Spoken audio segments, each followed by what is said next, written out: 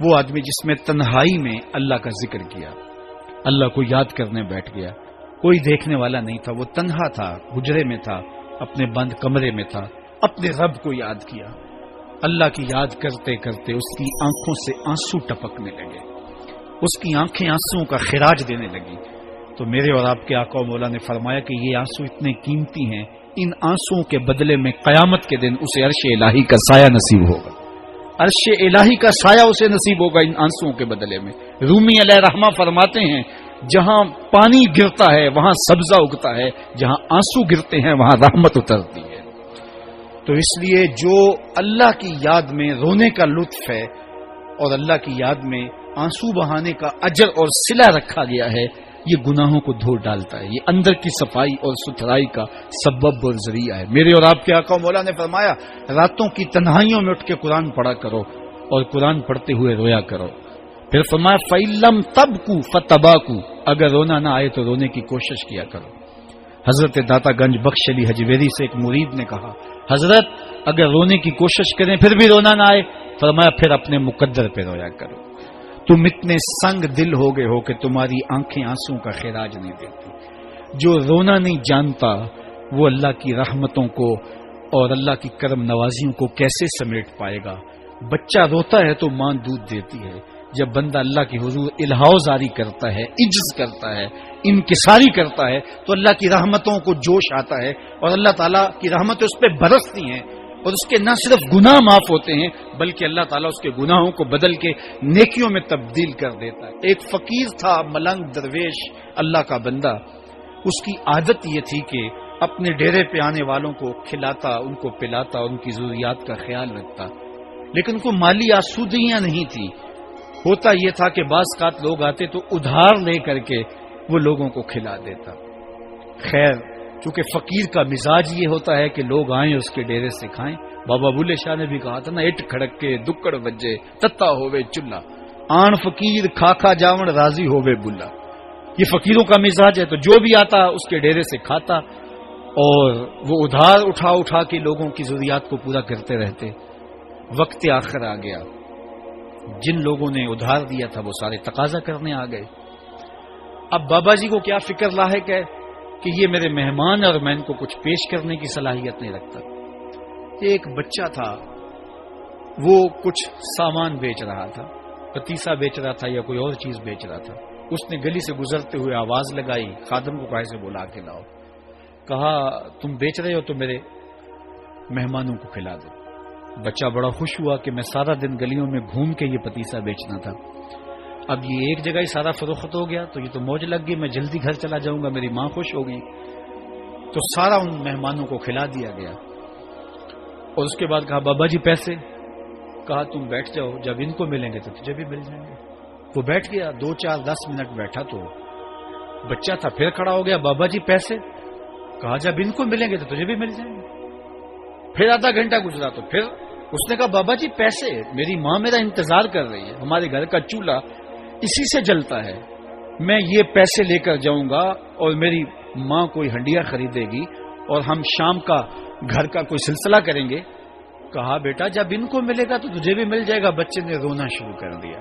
یتیم بچہ تھا، اس کا سارا آسرا یہی تھا. اس نے رونا شروع کر دیا. جب بچہ رویا اللہ کی رحمت کو جوش آیا. کوئی مرید نذرانہ لے کے ان بزرگوں کے پاس آ گیا اور اشرفیوں کی بری ہوئی تھیلی پیش کی. وہ اتنے پیسے تھے کہ اس بچے کو بھی دیے، جتنے لوگ آئے تھے سب کا قرض چکایا. کہا جاؤ گھروں کو. تو سب نے کہا بابا جی ہم صبح سے بیٹھے ہوئے تھے تو یہ نذرانہ دینے والا صبح سے نہیں آیا تو اب کیسے آ گیا؟ کہا صبح سے تمہارے اندر کوئی رونے والا نہیں تھا، ایک رونے والا آیا تو باقیوں کا بھی کام بن گیا. بعض اوقات کسی ایک شخص کی وجہ سے باقیوں کی خطائیں بھی معاف ہوتی ہیں.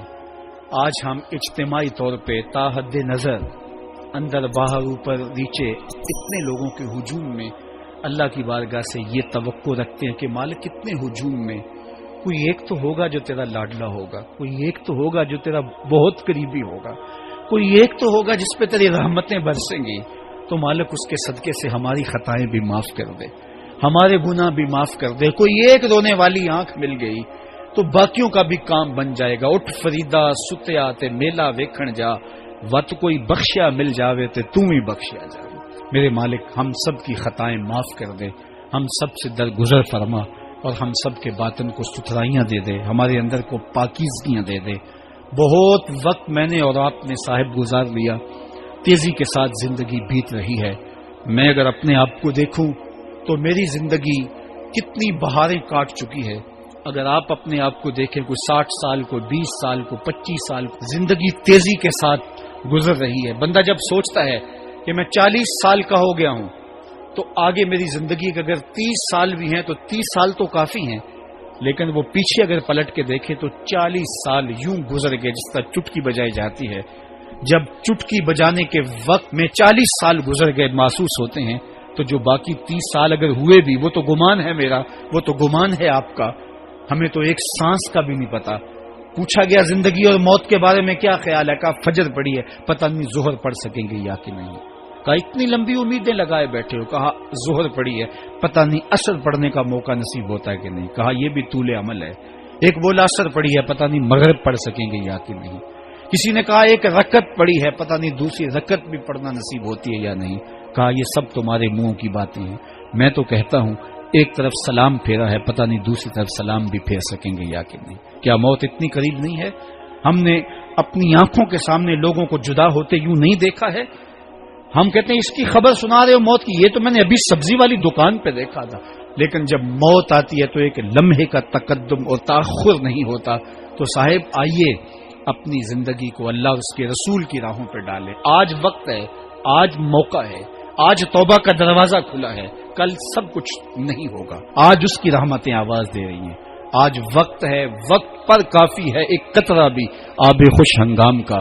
جل گیا جب کھیت برسا می تو پھر کس کام کا. اب آئیے سنیے، اس کائنات کے اندر ہمیں وہ خواتین ملیں گی جو پردے کے پیچھے تھی، لیکن پردے کے سامنے ماں نہیں آئی، عبد القادر جیلانی آئے. ماں پردے کے پیچھے تھی، پردے کے سامنے فرید الدین گنجے شکر آئے. ماں پردے کے پیچھے تھی، مہر و ماں نے بھی آنچل نہیں دیکھا، لیکن پردے کے سامنے کربلا میں حسین ابن علی آئے. تو یہ پردے کے سامنے آئے، وہ پردے کے پیچھے تھی.